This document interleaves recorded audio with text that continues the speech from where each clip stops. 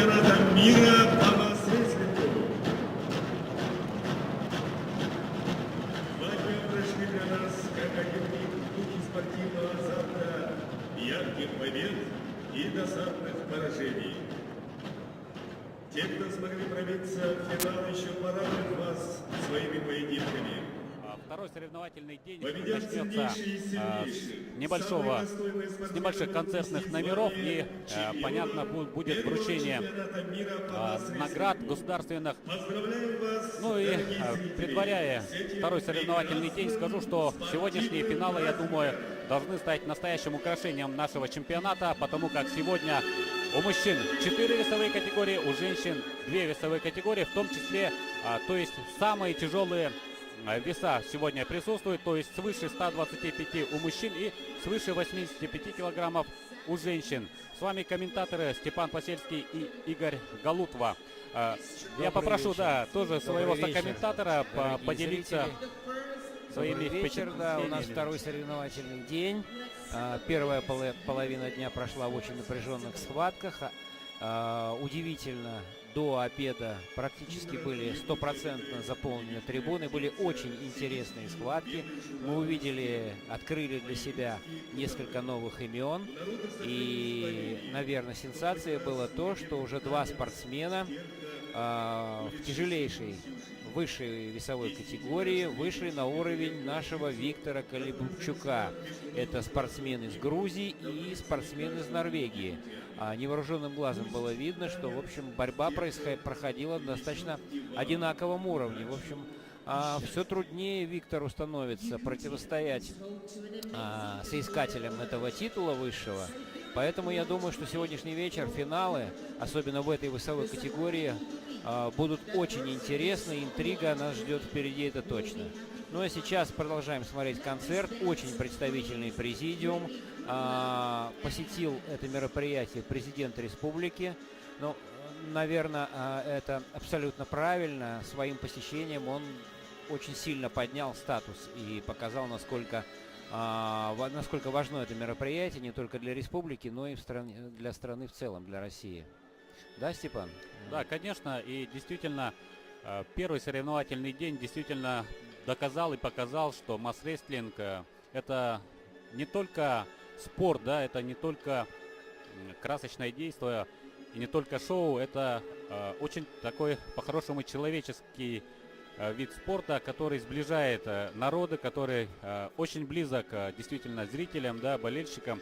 Очень много людей, я вот много соревнований наблюдал в Центре спортивной подготовки. Здесь очень большое количество посадочных мест. И вот, насколько я помню, вот такого количества участников я вот, честно сказать, не припомню. И у входа, как только я шел вот вечером, да, к Центру спортивной подготовки работать, и спрашивают, лишние билетики есть у вас или нет. Это, мне кажется, очень о многом говорит. Да, и практически все руководство спортивное здесь, начиная с руководителя, вернее, с главы республики Егора Афанасьевича Борисова, министр спорта здесь присутствует республики, президент Международной федерации масс-рестлинга Акимов. Ну и практически все руководители континентальных национальных лиг присутствуют на президиуме. Сегодня в первой половине дня проходила научно-практическая конференция, посвященная развитию масс-рестлинга. Выступали методологи, спортсмены, тренеры, медицинские работники, потому что такое стремительное развитие требует, конечно, сопровождения и научного, и практического по многим направлениям. Это и медицина, и антидопинговые мероприятия, и специальные методики, новейшие методики тренировок должны разрабатываться для разных полов, для женщин, для мужчин, для разных возрастов, наверное. В общем, отдельно рекламная кампания, маркетинговая, это целая индустрия, да, Степан? Да, конечно, спорт высших достижений и спорт вообще сейчас это неотъемлемая часть, наверное, даже шоу-бизнеса, да, можно так сказать, потому как любой вид спорта должен привлекать болельщиков и должен, в принципе, по-правильному существовать только благодаря болельщикам.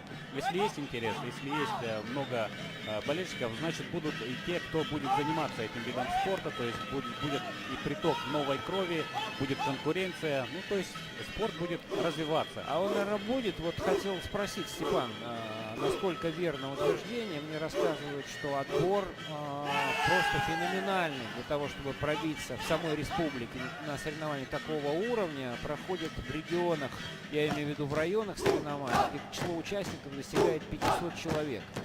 Ну, считать, наверное, я не буду, но действительно, конечно, этот вид спорта очень популярен, и об этом свидетельствует, конечно же, и просто состав сборной команды России, которая представлена сразу двумя командами, потому как понятно, что действительно в одной команде вместить столько звезд, конечно, нельзя, да, и конечно, мне кажется, это понятно, что Россия представлена двумя командами, да, но я думаю, что это только начало, и в дальнейшем, наверное, будет уже как бы, ну, уже как по всем правилам, да, чемпионата мира.